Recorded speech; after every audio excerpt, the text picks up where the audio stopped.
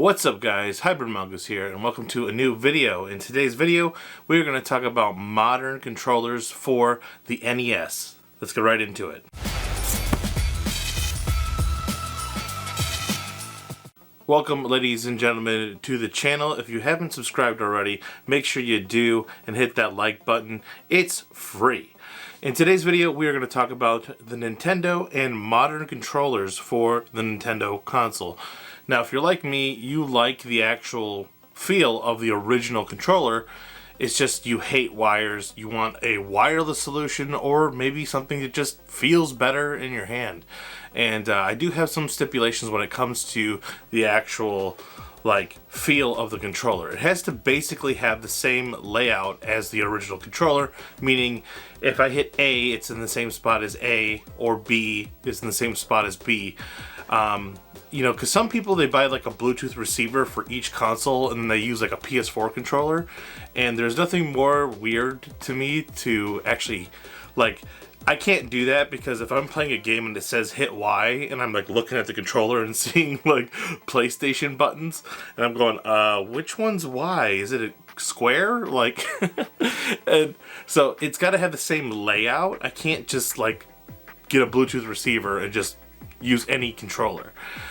With that said, the NES is probably the one I have the most, different types of controllers for. And, I have plenty different options that you guys can go through, and I'm going to actually tell you, my recommendation at the end. There's going to be probably 3 or 4 different options, so let's get right into it. Alright, so here we have, let's see, 3 different options. And the first option you're going to see is the 8BitDo Bluetooth receiver. This thing works fantastic. I've never had any issues with this, and pretty much anything I've tried to pair with this has worked amazingly well. Now, this is the 8BitDo modding kit for original NES controller, and look how clean this NES controller looks. I mean, it is gorgeous. And this is one of the candidates I use. This works really well and will give you a really authentic feel.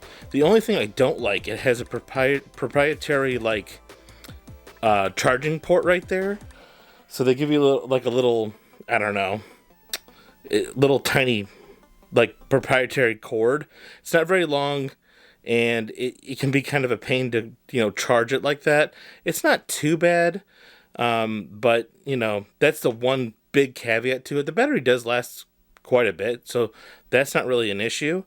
And this will give you probably the closest authentic feel, because it is an actual real NES controller, and you mod it to actually be a Bluetooth controller. So it does work really well.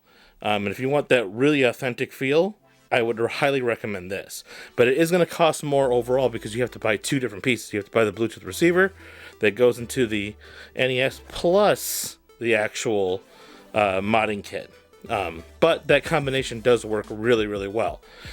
Now, going in line still with the 8BitDo receiver, you could also get the Nintendo Switch Online controllers that actually go with the Switch. Now, these do work well, with it, and you can pair these up with the Bluetooth receiver. It works really good, but the biggest problem is the charging. I hate the fact that this thing charges with the Joy-Cons. I really don't like it. For instance, I'll show you exactly why in one second. So this is why I don't like the way that these charge. And Nintendo fixed the problem with the other controllers. The Super Nintendo Switch Online controllers, USB-C, same with the N64 controllers. And those actually are my recommendation for most of the other consoles, for the most part. But this is why I don't like this, because you're forced to charge it basically on the Switch. This is a Joy-Con charging dock, and it will not sit, because of the way it is, it will not sit correctly to charge on this dock. I don't know if you could tell, it's not fitting, and it won't sit down far enough for the Joy-Con to actually charge. So you end up having to charge it with the Switch pretty much all the time, which, I mean, there are other charging docks obviously that might work, but for my instance, this is why this is not my go-to one.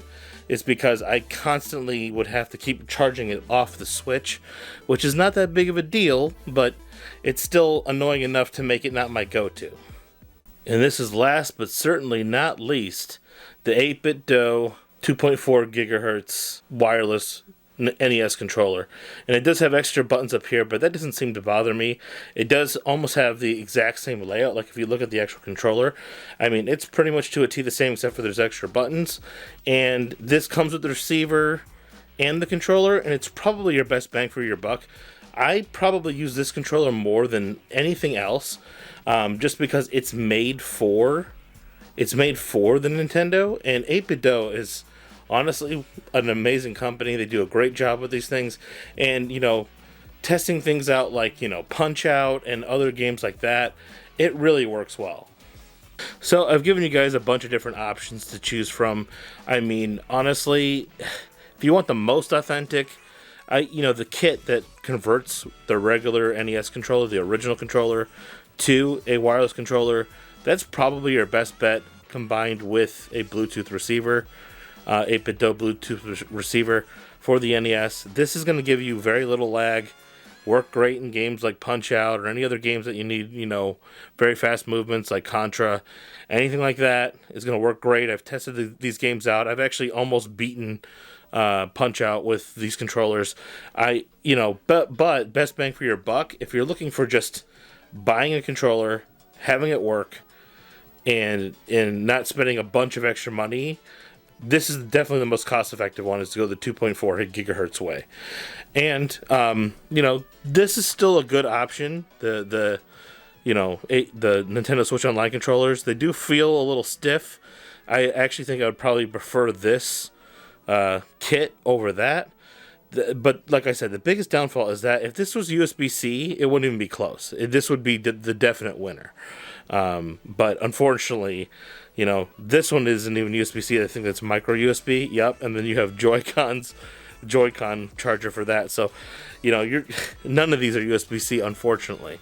Of course, you could use the 8BitDo receiver and just literally use any controller that you wanted.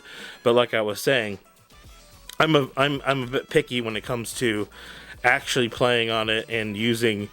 I want the layout to be the same. I don't want to use just some random Xbox controller or something.